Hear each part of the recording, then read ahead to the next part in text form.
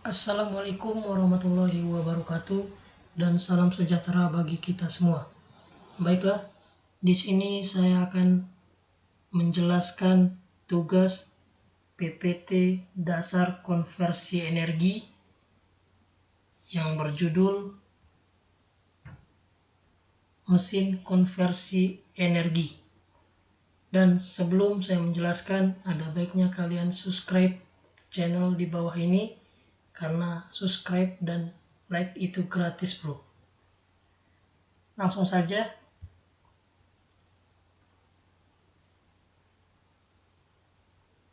Sebelum saya memulai, ada baiknya saya memperkenalkan diri terlebih dahulu. Perkenalkan, nama saya Raju Sepni Santika, NIM M1A118013.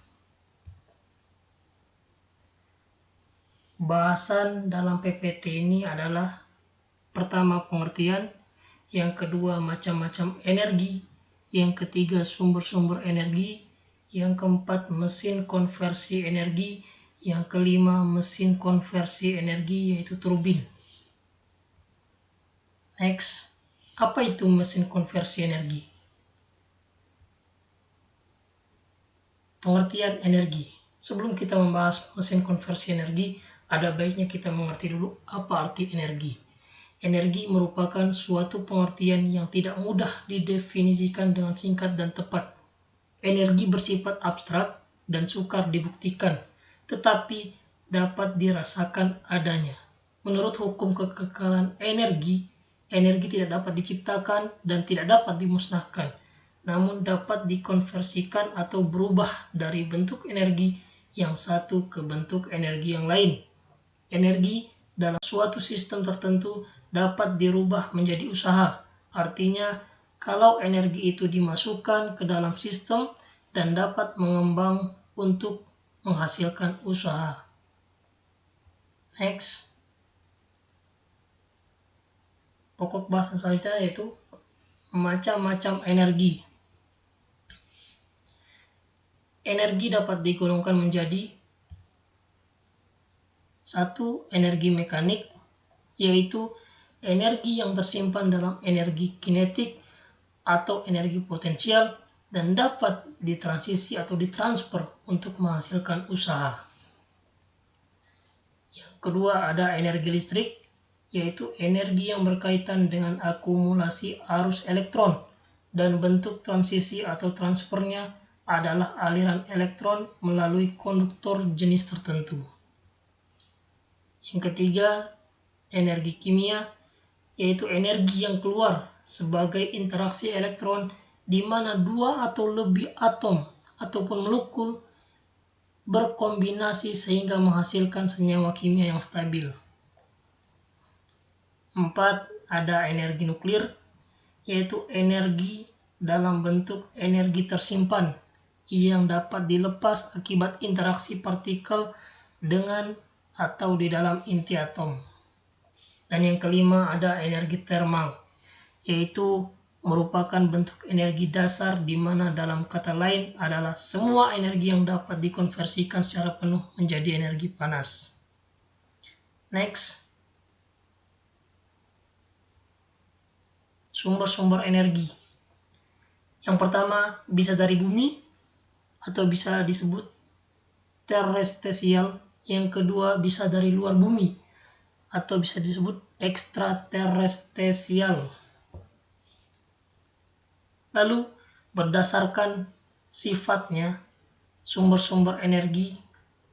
Pertama, sumber energi yang dapat habis, meliputi energi fosil, energi yang tersimpan dalam bentuk bahan bakar minyak, batu bara, dan gas.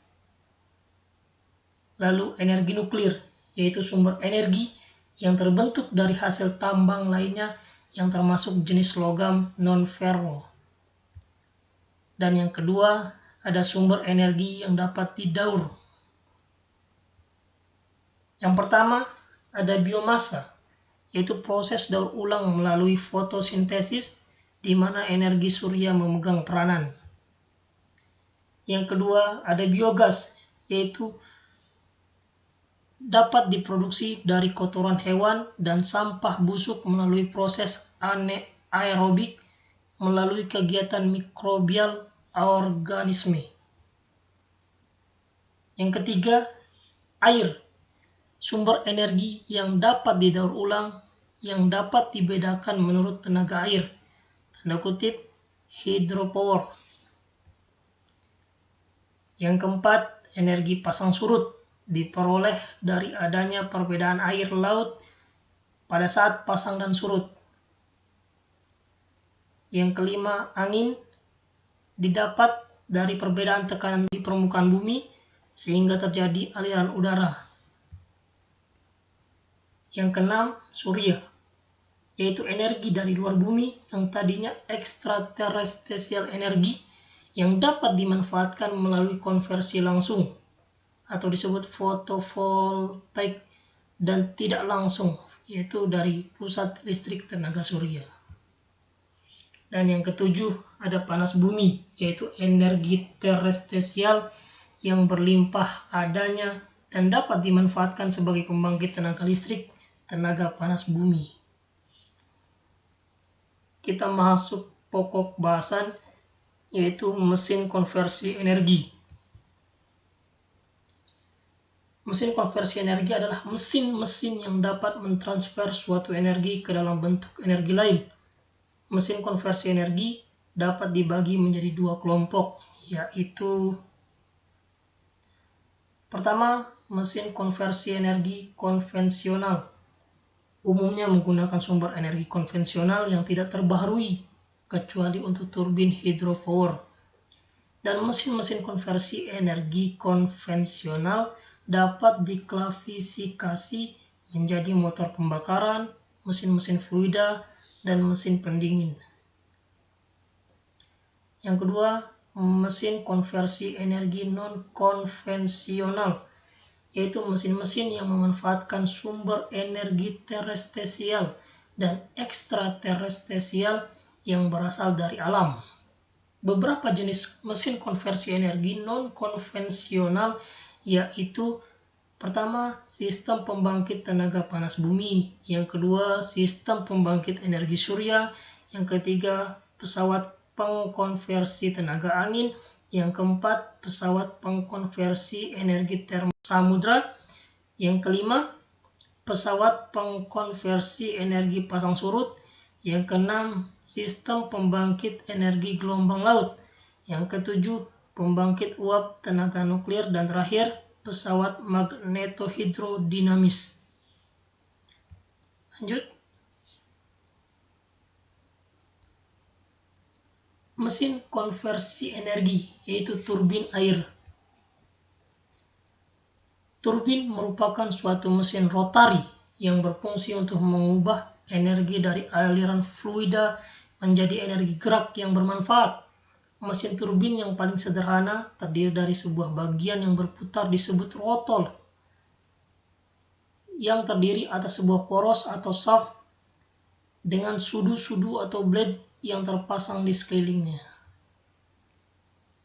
Kita masuk prinsip kerja,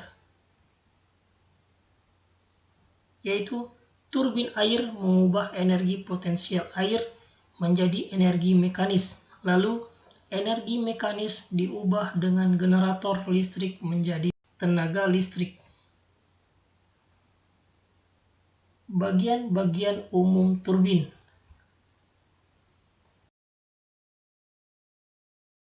Pertama, rotor, yaitu bagian yang berputar pada sistem dan terdiri dari sudu untuk menerima beban pancaran yang disemprotkan oleh nozzle. Yang kedua, poros untuk meneruskan aliran tenaga yang berupa gerak putar yang dihasilkan oleh sudu. Yang ketiga, ada bantalan sebagai perapat komponen-komponen dengan tujuan agar tidak mengalami kebocoran pada sistem. Yang kedua, stator, yaitu bagian yang diam pada sistem. Terdiri dari pertama, nozzle, yaitu untuk meneruskan aliran fluida sehingga tekanan dan kecepatan alir fluida yang digunakan di dalam sistem besar. Yang kedua ada rumah turbin sebagai rumah kedudukan komponen-komponen dari turbin. Dan terima kasih. Sekian dari presentasi saya. Lebih dan kurang saya mohon maaf. Akhir kata, wabillahi taufiq wal hidayah. Wassalamualaikum warahmatullahi wabarakatuh.